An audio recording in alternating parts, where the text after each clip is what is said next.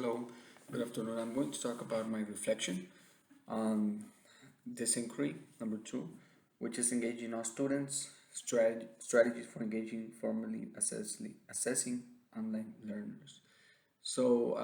Right now we're in distance learning, everything is online, everything is through a computer. But I also use strategies for students not to be in the computer all the time. For example, books, we have Go Math books, we have Wonders books. And students use those two as well. I use two ways. I have two ways. We have informal assessments and we have formal assessments. The informal assessments, I usually use it as strategy for students to be engaged. I use different apps um, for students so they can be interested on the topic and they can show me what they know and I can see what they are learning and what they need to work on. For example, applications that students can play with and they learn and they also show me what they're learning. Different apps are Kahoot, where we play a game and I can see their answers. I can see which answers are they're not answering correctly, so I can teach them, reteach them. That I use them as informal assessments, quizzes. I use it as informal assessment. I use Prodigy as well for math. Um, Different applications for students to so they can show me that they are engaged and they want to play them. For example, in synchronous learning, students sometimes, especially Fridays, that I usually do an activity like this to see how they're doing. They want to play Kahoot. They want to do quizzes. Um, Different other applications that I use also include Vocabulary. It's an application where they students for all of the areas students can also learn. Especially they have like songs that students hear that song and they're a little bit catchy, so students can understand the topic. For example, we're talking about similes and metaphors. They have a song about similes and metaphors, and then they use different things for them to be engaged. Nearpod also, I use Nearpod, um, and they have videos. They have VR like video where students can see, and then they have questions, checking for understanding, informal assessments, all of those things, and they give me those reports, and I can see how the students are doing. And then from based from that, I can start doing formal assessments. I can or I can reteach, or I can keep covering that topic because we students haven't mastered it yet. Um, all of those are strategies and applications that I use for students to be engaged.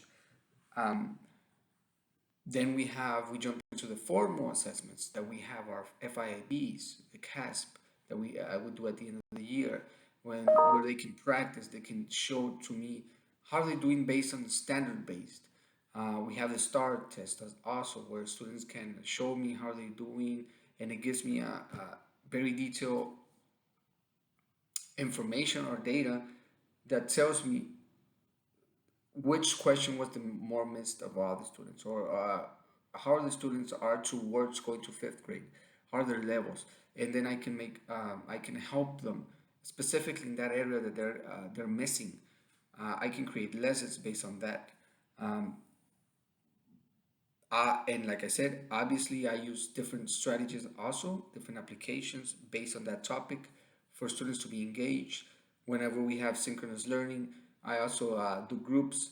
I also ask questions. We do debates on synchronous learning and different topics. And from what I hear from them, I also know the student is learning, the student is not learning. Students that don't participate, they can also write in the chat.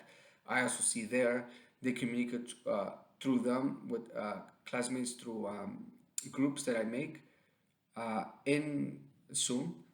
Uh, all of those are strategies that I see, and I'm checking and I'm observing students, and I see how they're doing towards their standards, if they're learning.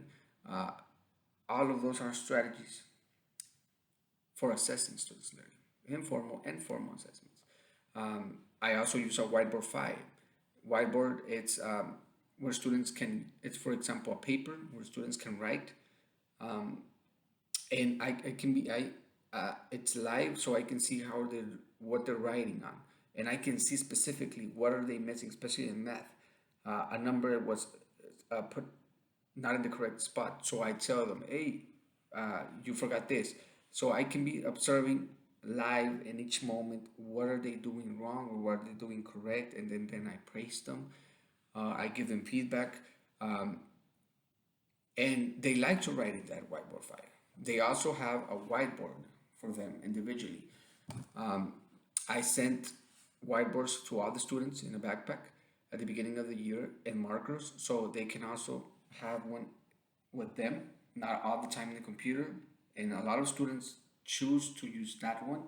Other students choose the whiteboard file, and I can see where the mistake. They show it to me through so the camera. All of that information I can see and I can observe if they are ready or not with that standard, if they have mastered it or not. Uh, Also, like I said, we have books also, Go Math books. I give them asynchronous assignments. They're learning where they can finish the assignment, then they take a picture of it, send it to me, and then I observe it, and then I correct their mistakes and send them back to them. Um, with the mistakes, are you sure about the question number 3? Are you sure about question number 1? About the answer and all of that. We have Google Docs where students can be writing at the same time, everyone, and they collaborate between them. That's also engaging for students. They like to write in other slides and different things that we use for synchronous learning.